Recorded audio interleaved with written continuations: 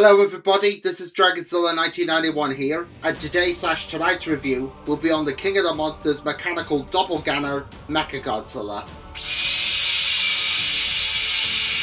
However, this is the original Showa reincarnation. Now I've all may be late to the party for this one, but this year, 2024, happens to be the 50th anniversary of the character. Now as we all know, MechaGodzilla is one of Toho's big five, so we all know who he is. The Showa MechaGodzilla was created by the Black Hole aliens, which would make him a villain in his debut film, where the Heisei era onwards portrayed him as a military weapon designed to take down Godzilla. Aside from the Monsterverse, who although was still built by man, however he was back to being a villain in Godzilla vs. Kong. I personally prefer MechaGodzilla as an alien invader rather than a man-made weapon. Anyway, figure itself. Now this is actually a Bandai Creations model. Yeah, what an unusual occasion that I'm talking about a Bandai Creations figure, because most of the time it's a movie monster series model, and next time it will be vinyl wise. This is one of 3 BC kaiju figures that I have in the collection. The other 2 are 73 Showa Gigan and GMK Ghidorah. I did used to have 68 to 72 Godzilla and Godzilla 2000, but neither were that good.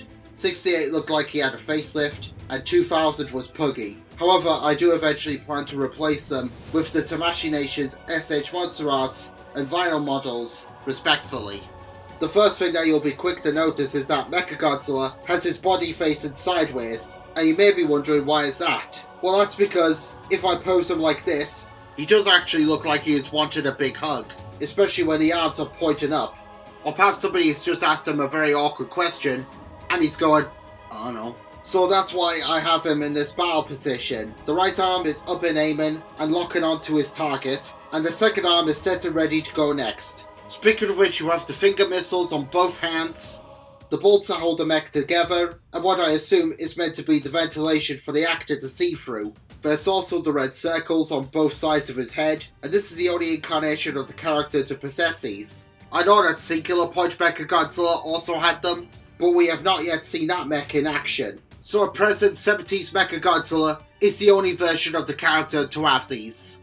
He has the blade-like antennae on his head, which to me sort of reminds me of a shark's dorsal fin, and he also has the red lines inside his mouth, to which I thought they too were missiles. However, on closer inspection, and now that I have a proper look at them, to me at least, they look more like red pipes. I said this in my review on the Godzilla Gashapon's official group, however I'll say it here again to those who have not yet seen that video. Showa MechaGodzilla does actually remind me of the Cyberdog Preston from Wallace and Gromit: A Close Shave, particularly in the bolts.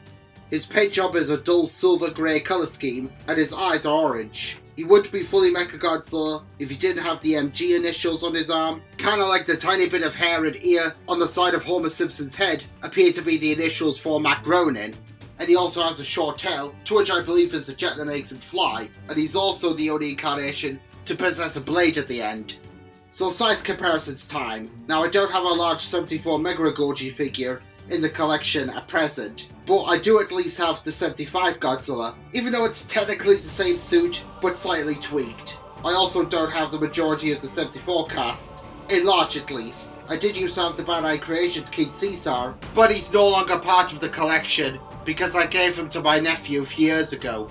But I do, however, have the Bandai Movie Monster Series Godzilla Store exclusive Titanosaurus, who was paired up with MechaGodzilla 2 for the sequel that was released a year later, Terror of MechaGodzilla.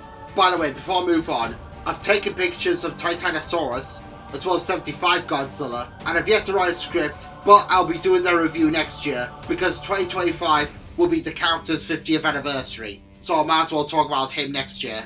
Few other kaiju now. So here he is with Anguirus, wrong incarnation of the character, as this is the Raise Again Anguirus, and I did a review on him at 55 Godzilla, links in the description below, if you wish to check that out. Here he is with Baragon, and why Baragon of all monsters? Well, that's because long ago there were rumours stating that Baragon was going to be in Godzilla vs MechaGodzilla, however that only turned out to be nothing more than a myth, as the character was never considered to be in the movie. Here he is with the original 72 Showa Gigan, who's also been covered on this channel, links in the description below.